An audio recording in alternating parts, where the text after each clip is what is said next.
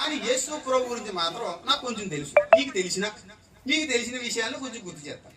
యేసు ప్రభు తన్ను తాను దేవుడుగా ఎక్కడ చెప్పుకున్నాడు, ఎలా చెప్పుకున్నాడో చాలా మంది అడిగే ప్రశ్న. అప్పుడు యూదులు యేసు ప్రభువుని అడిగారు, నీవు మమ్మల్ని సందేహ పెట్టవద్దు, నీవు క్రీస్తువా, నీవు దేవుడువా, మాకు చెప్పు అన్నారు.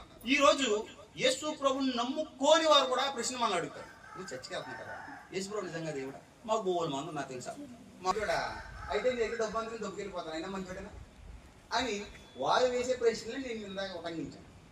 కానీ యేసు ప్రభు గురించి ఎవరైతే చూసి బైబిల్లో వెతికి యేసు ప్రభు దేవుడు అని ఎక్కడ చెప్పుకున్నాడో ఆధారం చూపించు అని ఏ బైబిల్లో నుంచి అడుగుతున్నారో, యేసు ప్రభు దేవుడు అని చర్చికి వచ్చి ప్రార్థన చేసుకుని ఆయన యందు విశ్వాసించిన మనం కూడా తీసి నిరూపించాలి. కొంతమంది అడిగారు మిమ్మల్ని ఎప్పుడైనా దేవుడు అని ఎక్కడ చూపించు. షఫీ అని ఒక ఆయన ఉంటాడు, యేసు గారు దేవుడు అని ఎక్కడ చెప్పుకుంటారు, మీరు ఏమైనా చెప్పగలరు అంటాడు.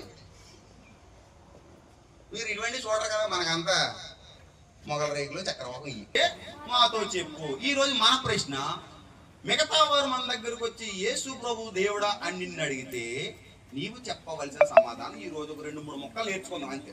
నెంబర్ 1 ఒకటి చదవండి.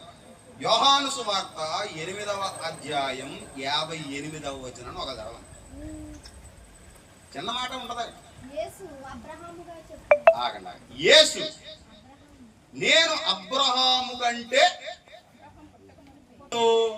తమాషాగా చెప్తున్నాను అన్నాడా? మీ బైబిల్ ఏముంది? అబ్రహాం పుట్టక ముందే నేను ఉన్నానని మీతో కామెడీగా చెప్తున్నాను, సరదాగా చెప్తున్నాను, నిశ్చయముగా చెప్పుతాను. అబ్రహాం ఇప్పుడు